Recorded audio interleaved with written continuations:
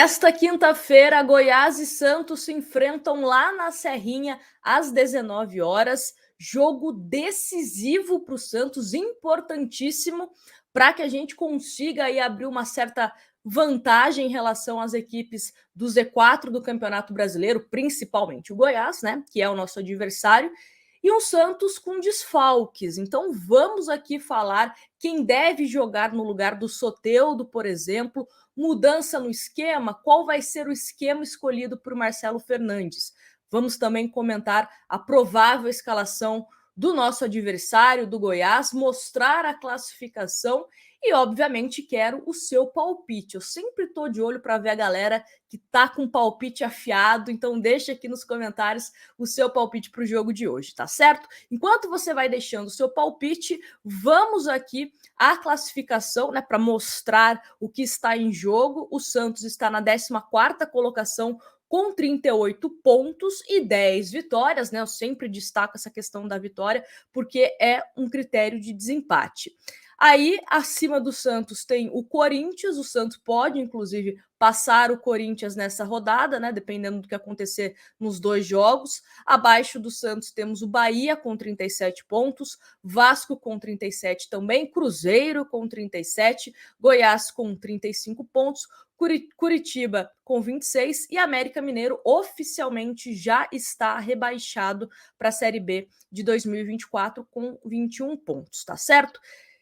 E aí, já tivemos alguns jogos acontecendo, né? Na última quarta-feira, o Inter empatou com o Fluminense 0-0, América e Curitiba, o América foi derrotado por 3-0, Atlético e Fortaleza 1-1, São Paulo venceu o Bragantino na Vila Belmiro por 1-0, Flamengo 3, Palmeiras 0, e aí, né, o nosso jogo aqui, Goiás e Santos, hoje, 7 horas da noite, Corinthians e Atlético Mineiro também é um jogo que nos interessa, apesar de jogar em casa, se o Corinthians for derrotado para o Atlético Mineiro, é ótimo para a gente, né? Que o Santos vencer, a gente ultrapassa a equipe do Corinthians.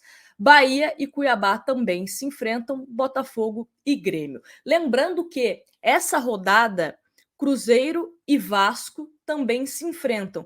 Só que como acontece um evento no Mineirão, então, esse jogo foi transferido para o dia 22 de novembro, tá certo? Mas também é um jogo crucial para a 33ª rodada, só que vai acontecer daqui a algumas semanas, tá certo? E aí, falando do jogo Bahia e Cuiabá, eu não sei a opinião de vocês, tá? Tem gente que vai preferir empate, mas eu, sinceramente, prefiro, olhando aqui para a classificação, olha, que o Bahia continue atrás da gente. Então, eu prefiro uma vitória do Cuiabá do que até mesmo um empate. Não sei se vocês concordam comigo, mas me fala aqui nos comentários o que vocês esperam para esse jogo, tá certo? Bom, falando desse jogo, né, Goiás e Santos, temos o quê? A nossa querida 1xBet com uma cotação muito boa para essa partida. Se você ainda não tem o seu cadastro na 1xBet, link no primeiro comentário fixado. Você ganha 100% de bônus no seu primeiro depósito. Então, colocou R$100, vira 200.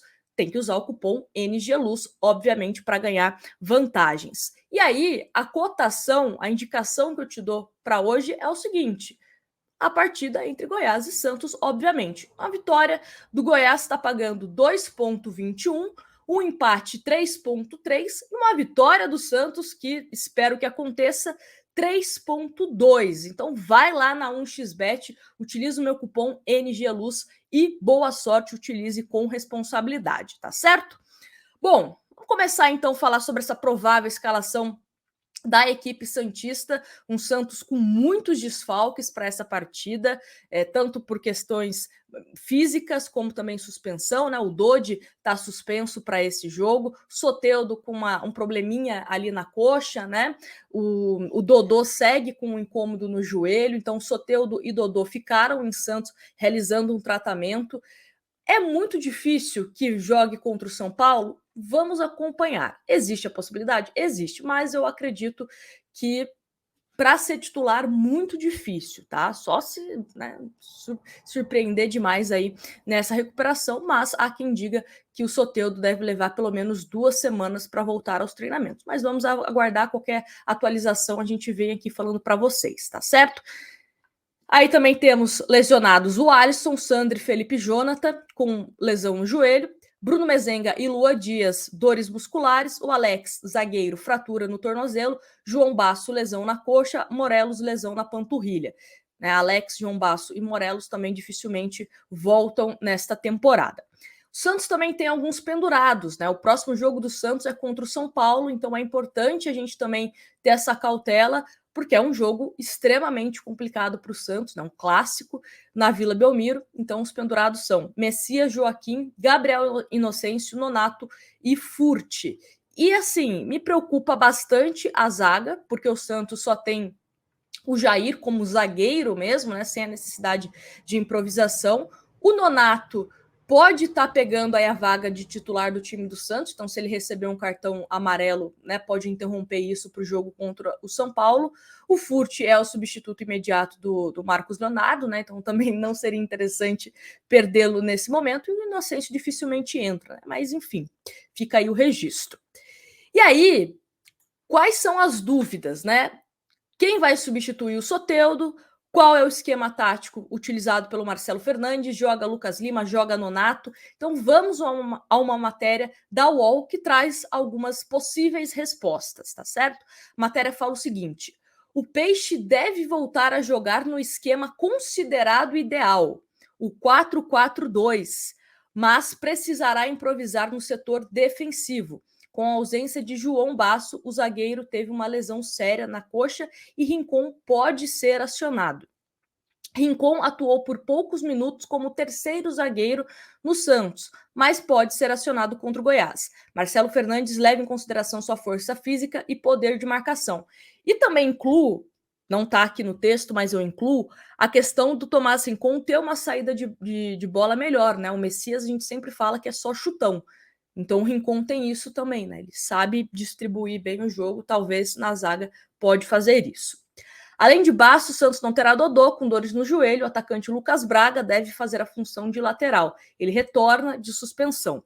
No ataque, Silveira deve substituir Soteldo, diagnosticado com edema no adutor da coxa. Após se frustrar com o jogo contra o Cuiabá, Marcelo Fernandes está decidido a abandonar o esquema 4-3-3. No empate em 0-0 na Vila Belmiro, o Santos não encaixou mesmo após substituições e perdeu a chance de se afastar de vez do Z4. E aí, um provável Santos, deixa eu colocar aqui na tela, que é o seguinte: João Paulo, Messias, Tomás Rincon e Joaquim, Lucas Braga, Rodrigo Fernandes, Jean Lucas, Nonato e Kevson, Silveira e Marcos Leonardo. Na matéria fala 4-4-2, mas o que pode acontecer? Ter essa variação em um determinado momento da partida, onde Tomás Rincon sai da zaga e vai para o meio-campo, tá? Então deve alternar entre um 4-4-2 e um 3-5-2. Então, muito vai depender dessa movimentação do Tomás Rincon. Ora, jogando como um volante mesmo, e talvez com mais liberdade, né? Porque se você pensar no 4-4-2, o que eu acho que seria o ideal? Um Rodrigo Fernandes ficando mais e você liberando um Tomás Rincon. Porque o Tomás Rincon tem mais essa questão do passe, é um jogador que pode ajudar ofensivamente do que o Rodrigo Fernandes. E tem essa possibilidade de um 3-5-2, né? A matéria da UOL fala sobre essa questão do 4-4-2, mas existe essa possibilidade dessa variação tática durante a partida, né? O Santos com a bola pode estar com um esquema, o Santos sem a bola com outro esquema, né? Existe essa variação ao longo da partida. Falando aqui alguns comentários sobre alguns jogadores. Em relação à volta do Lucas Braga, não tem muito o que fazer. Joga o Caissara, joga o João Lucas, a gente não observa nenhuma melhora, né? Vem deixando bem a desejar. Não que o Lucas Braga esteja fazendo baitas partidas, mas é aquilo, né? Meio que a gente entende por que o Marcelo Fernandes utiliza ele. Sobre o Gabriel Inocêncio, que muita gente pergunta, tanto para o lado esquerdo como para o lado direito, é até difícil falar para vocês, né? Porque a imprensa, a gente não tem acesso aos treinamentos do Santos. Então não dá para saber se o Gabriel Inocêncio está jogando bem, está jogando mal, né? O que está acontecendo para ele não ser utilizado nos jogos. Sobre o meio-campo, meio que falei, né? Acho que o Rodrigo Fernandes, se utilizar a variação 4-4-2, pode ser que ele fique mais preso e dá essa liberdade para o Tomás Rincon e para o Jean Lucas, né, Nonato, enfim. Espero também uma movimentação do Silveira, apesar dele ser centroavante, ele é um cara, né, que sabe se movimentar bastante, e o Marcos Leonardo ali mais na frente. Espero que a bola chegue ao Marcos Leonardo, né? Centroavante precisa ser alimentado pelos laterais, pelos alas, pelos meias, precisa ter essa aproximação dos jogadores para o Marcos Leonardo. Se a bola não chegar nele, é difícil, né? Não tem que ficar voltando toda hora para receber a bola. Tem que receber a bola em condições. Imagino um Santos jogando no contra-ataque. Não acho que o Santos vai querer propor jogo contra a equipe do Goiás, tá? O Goiás, inclusive, jogando em casa, tenta atacar bastante seu adversário, é um time que finaliza bastante, então imagino o Santos jogando no erro do adversário, que é a forma como o Santos, de uma certa forma, se sente mais confortável. A gente sempre bate nessa tecla que o Santos tem essa dificuldade de propor jogo, né? E o provável time da equipe do Goiás é o seguinte: Tadeu, Maguinho, Lucas Alter, Bruno Melo e Hugo, Rafael Guzzo, Morelli e Guilherme Marques, Alano, Matheus Babi e Anderson Oliveira, ou o Palácios, né? Palácios também está bem cotado para entrar na equipe. Time do Goiás, assim como o Santos, precisa da vitória. É um famoso jogo de 6 pontos, né? Essa partida entre as duas equipes. E, como eu disse, é um Goiás que vai para cima, que finaliza. Então, o Santos tem que ficar atento em relação a isso, né? Para não permitir essas finalizações de média e longa distância, de dentro da área. Tem que tomar cuidado com isso. É aquilo que eu sempre falo em todos os jogos. A gente sabe que o calcanhar de Aquiles do Santos é também bolas aéreas defensivas, então evitar faltinha boba, às vezes um escanteio que poderia ser evitado, né? Então, alguns cuidados que a gente espera que esse time do Santos tenha, tá certo? Mas me fala aqui nos comentários o que você achou dessa provável escalação do Santos, né? Dessa variação de hora 4-4-2, hora 3-5-2, com o Rincon uma vez como volante, outra vez jogando como um terceiro zagueiro. Me fala aqui nos comentários, tá certo? Quero saber a sua opinião e principalmente o seu palpite. Grande abraço para vocês e até mais tarde com a nossa live de aquecimento e também no pós-jogo. Grande abraço.